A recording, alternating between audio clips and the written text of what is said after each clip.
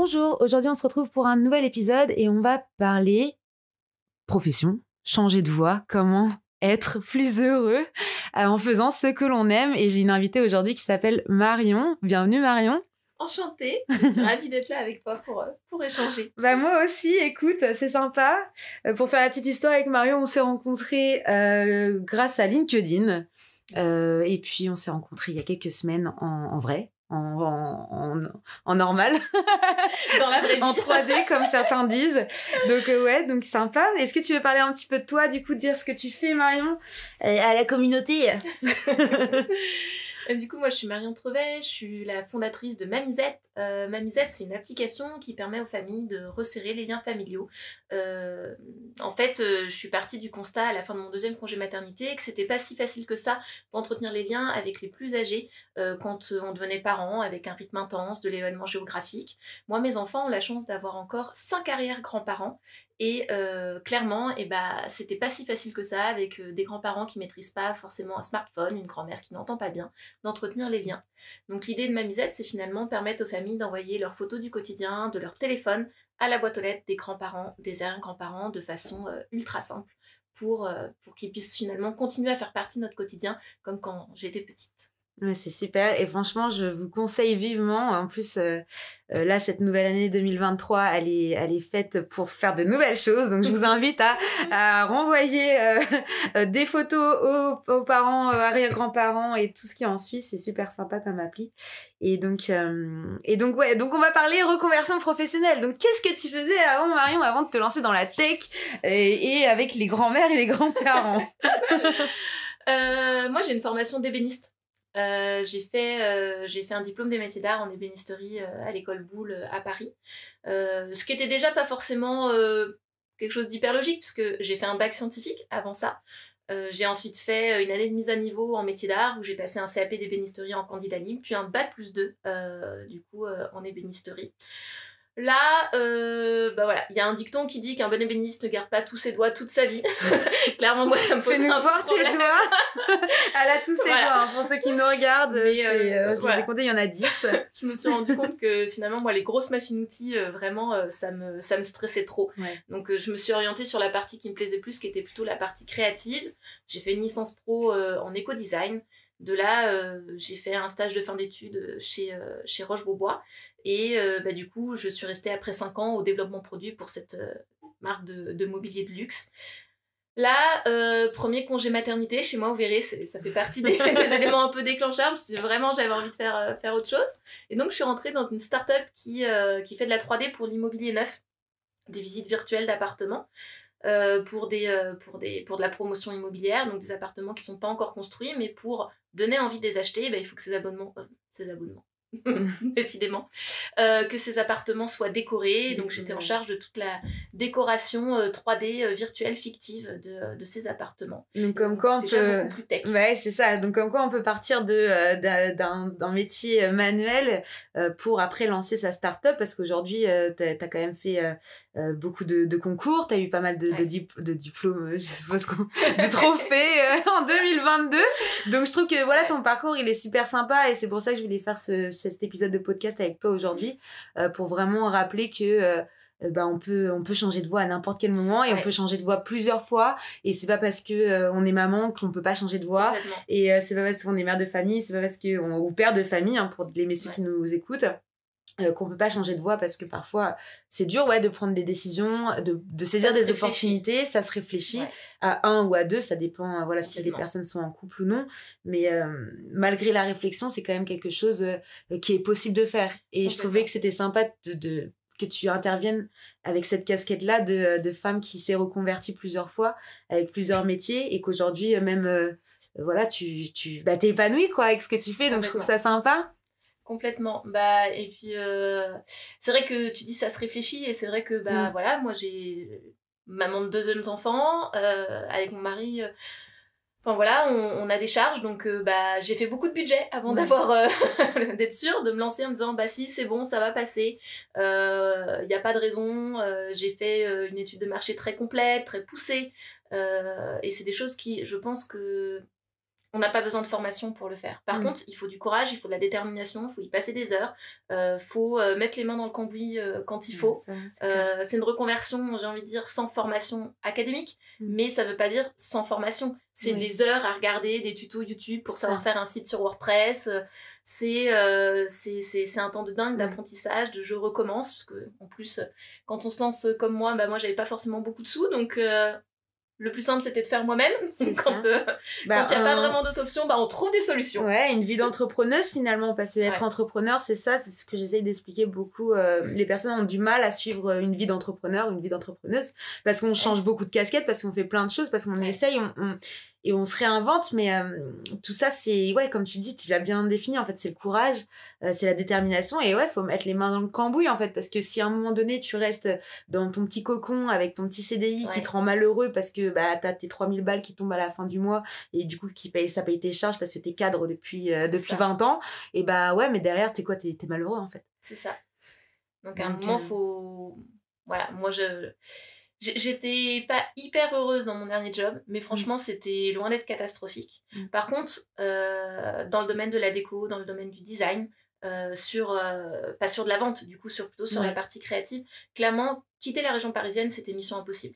À la fin de chaque congé maternité, j'ai essayé de trouver du boulot en Normandie, parce que moi, ma famille, en fait, est de région parisienne, mais toute ma belle famille, en fait, est en Normandie. Avec mon mari, on avait envie de quitter la région parisienne depuis quelques années.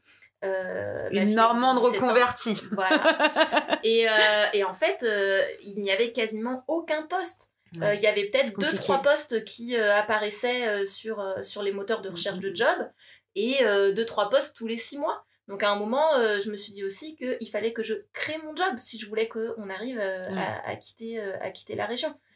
C'est marrant ce que tu dis, parce que on parle beaucoup des nouveaux métiers, tu vois, là ça fait vraiment le après Covid, tous les nouveaux métiers du digital qui existent, mais en l'occurrence on est obligé de créer ces métiers-là si on n'arrive pas à trouver un métier qui nous plaît.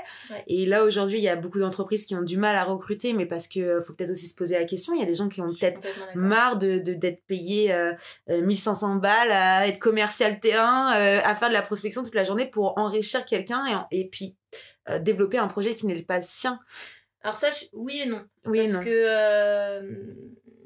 Parce que tu vois, moi quand j'accueille pour le moment des stagiaires, je fais en sorte de les impliquer au maximum pour qu'ils puissent comprendre quels sont les enjeux.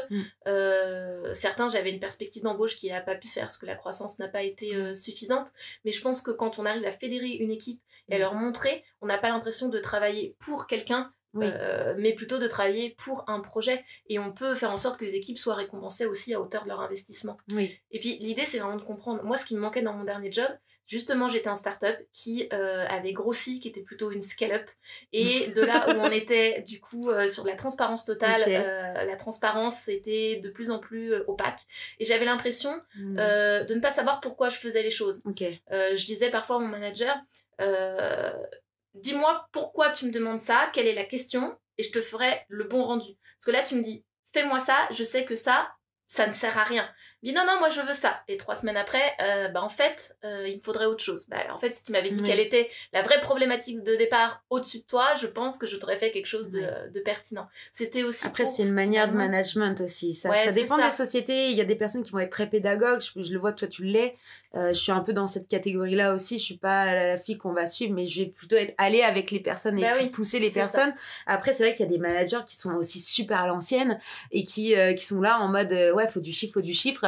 Et derrière, tu peux avoir un pourcentage sur ce que tu ramènes quand t'es commercial. Mais si t'as l'impression d'en faire tout le temps, c'est ingérable. Et là, j'ai plein d'amis qui me disent, mais en fait, je préfère gagner 1000 € par mois et faire ce que j'aime plutôt que de gagner 5000 et puis trimer et puis qu'on me redemande encore plus et encore plus et encore plus. Donc, la reconversion professionnelle, pour revenir au sujet principal, pourquoi on se reconvertit professionnellement, c'est qu'on est plus heureux ou qu'on se sent qu'on se sent plus bien dans la société où on est, en fait. Ou qu'il y a un besoin de changement de vie plus global.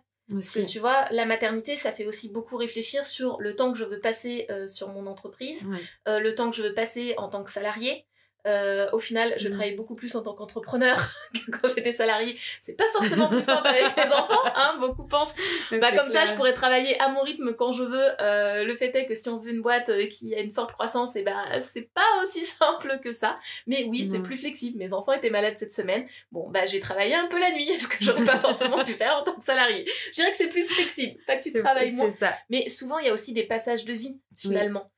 Tu rejoins un conjoint qui est muté et tu trouves pas forcément le même type de job, t'as des enfants, ça peut être sur des personnes plus âgées. Moi j'ai vu des gens qui devenaient aidants de leurs parents et en fait ça leur prenait beaucoup de temps, donc on décidait de se reconvertir pour pouvoir finalement adapter leur vie professionnelle à leur vie personnelle. Je pense qu'il y a beaucoup de choses qui donnent ce déclic. Ouais, non mais totalement. Puis là, à qui le dis-tu? Ouais, je suis en plein dedans.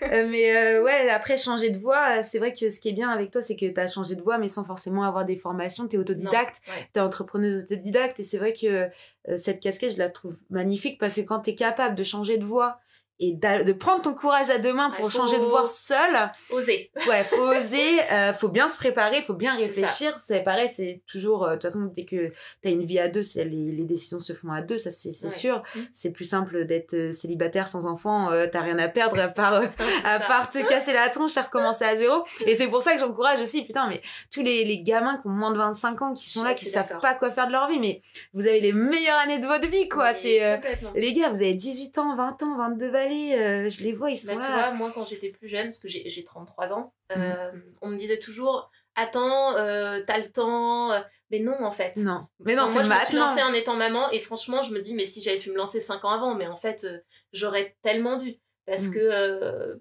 parce qu'on va pas se mentir, c'est beaucoup plus difficile d'avoir une vie de famille, une vie de maman quand on est entrepreneur.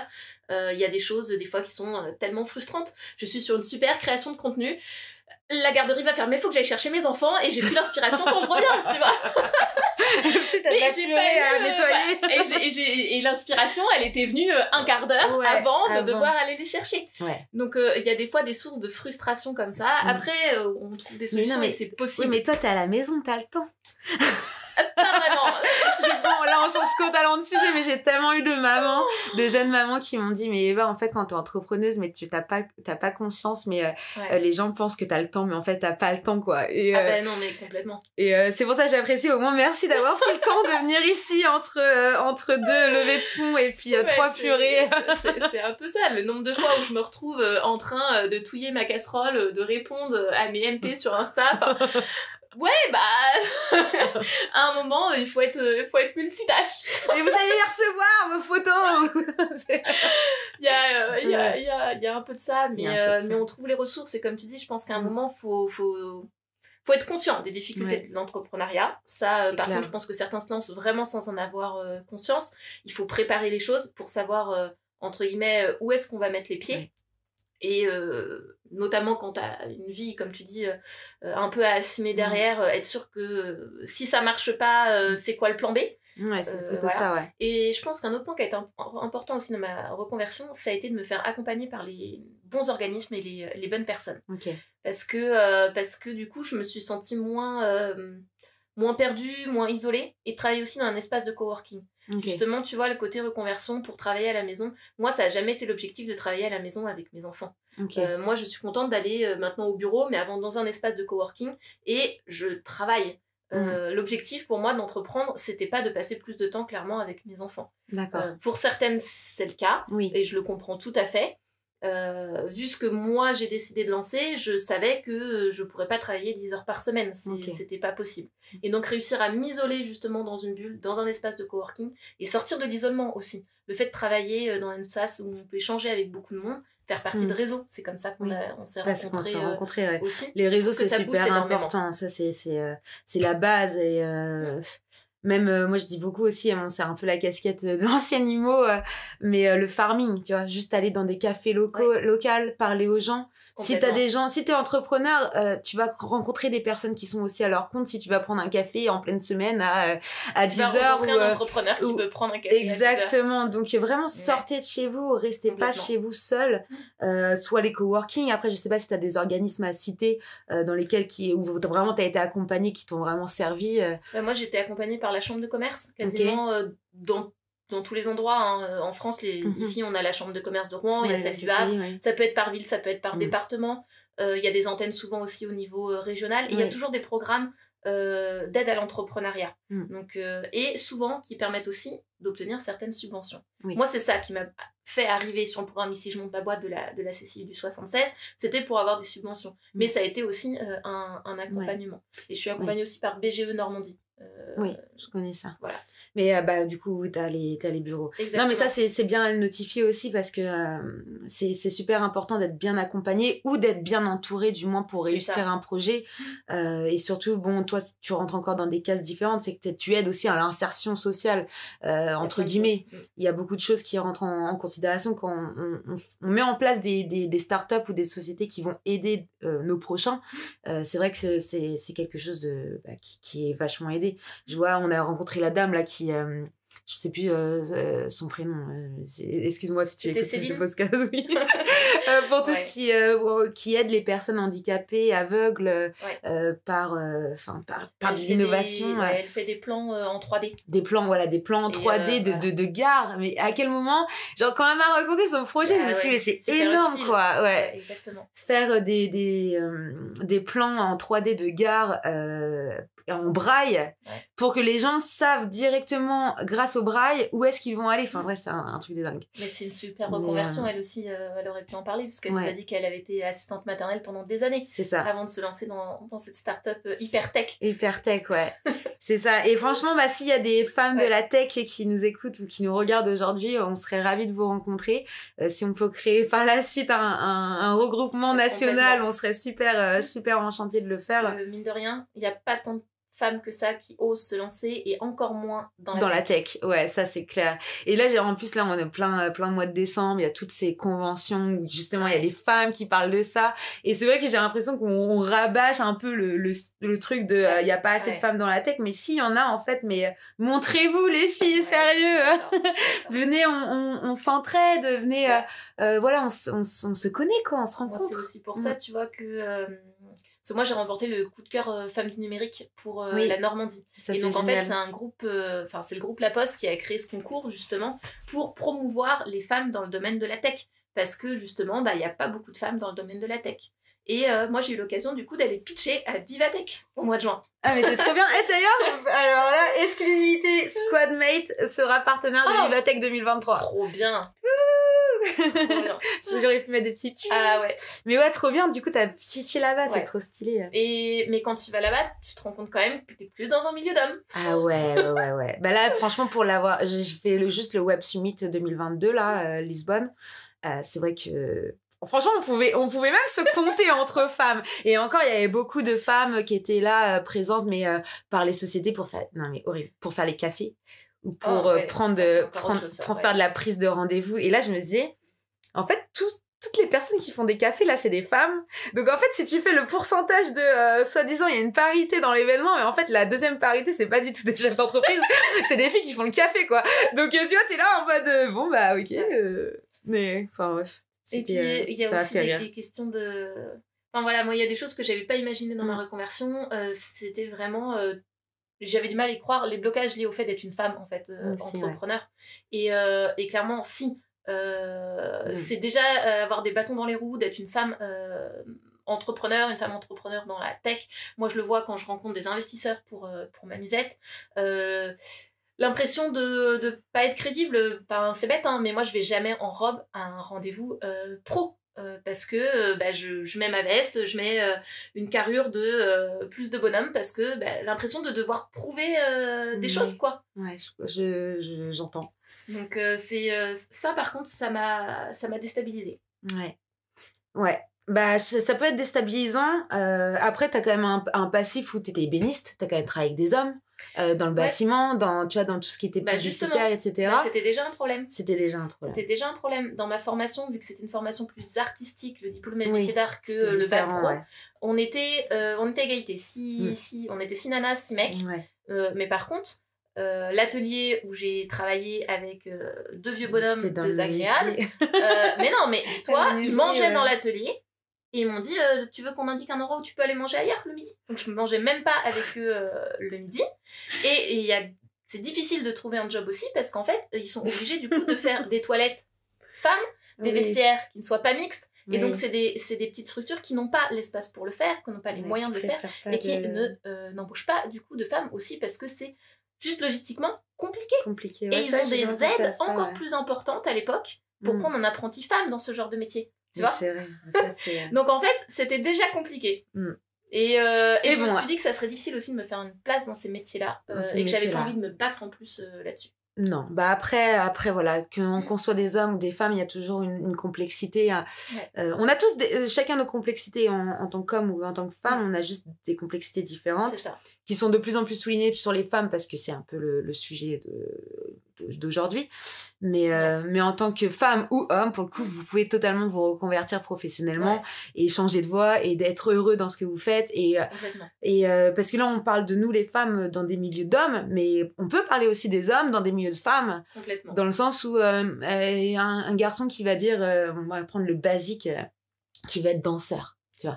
Ça a toujours fait polémique. Comment ça, tu vas être danseur? Puis après, on afflige, on sexualise des métiers pour après leur faire comprendre qu'en fait, c'est quoi? Enfin, il y a trop de choses. En vrai, on faudrait même pas qu'on parte dans ce sujet-là parce qu'il y aurait tellement de choses à dire. Mais on montre les femmes, voilà, de la tech, mais il faut montrer aussi les hommes qui vont dans des métiers de femmes et tu vas jamais voir un homme faire des prothésistes angulaires, comment on dit, j'ai la start-up qui me angulaire. Je suis sur le Google Angular en ce moment. Mais tu vois, c'est enfin bref, c'est des choses En tout cas, il faut en avoir conscience et en même temps se dire qu'on peut lever ses barrières. Et c'est pas ça qui doit bloquer le fait d'avoir envie de se lancer. Non, c'est clair. Il faut en avoir vraiment envie et à un moment oser. Je dis pas sur un coup de tête, hein. Vraiment, moi je suis pas du genre à partir sur un coup de tête, mais par contre, en se posant, en réfléchissant, en planifiant, en faisant un vrai business plan, après on met les mains dedans et on y va, quoi. C'est ça. Après, faut savoir prendre des risques. C'est soit vous les prenez, soit vous restez dans votre petit confort malheureux. Et nous, on vous invite à prendre des risques. Mais en tout cas, c'était sympa. Est-ce que tu aurais des conseils de cette vie d'entrepreneuse, entrepreneur, je sais jamais comment on dit, où on m'emmerde avec les les S. Un petit dernier conseil pour des femmes ou des hommes qui se lancent. Reprendre un peu ce que tu disais, sortez de chez vous, allez réseauter. Moi, j'ai jamais autant obtenu en prenant un café d'une demi-heure avec quelqu'un. Maintenant, au début, je me disais, c'est une perte de temps. Et finalement, en fait, ça m'a fait tellement avancer sur tellement de sujets. En fait, on ne sait jamais... finalement, on est à une ou deux personnes de la personne souvent qui nous intéresse. Mais c'est fou, hein. Mais moi, comme ça, j'ai obtenu un listing de 900 contacts de journalistes en prenant un café. Et j'avais adresse, email... voilà, j'ai pris le café, la personne en face de moi connaissait une directrice de la communication d'un gros groupe qui m'a fait un export de ta base média. Bah voilà, en une demi-heure, j'ai gagné tous mes RP de l'année. Donc ça vaut le coup de sortir de chez soi. Ça vaut vraiment le coup de sortir, c'est clair. Et je rigole, je fais référence à la dame qu'on avait eue au dîner, qui était à 3, je sais plus qui a cherché, c'était le président, je crois. Ouais, c'est ça. Oui, c'est ce qu'on dit, c'est ce qu'elle disait les filles. On est à 2 personnes du président de la République. Ouais, exactement. À ce qui paraît. On va vous laisser sur ce... Ils vont tous être là en train de cogiter. Est-ce que je connais 2 personnes pour aller jusqu'au président de la moi, République? Je pense que je connais quelqu'un très bien qui connaît un des ministres, qui connaît le président. Voilà, on est à 3 personnes. Donc sortez de chez vous. C'est possible. Ayez confiance en vous pour cette année 2023. Changez de vie si vous avez envie de changer de vie, changez de voie si vous avez envie de changer de voie. Et puis merci Marion. De rien. C'était sympa ce petit épisode. On vous dit à bientôt. Merci à tous de nous avoir écoutés. Et puis ciao.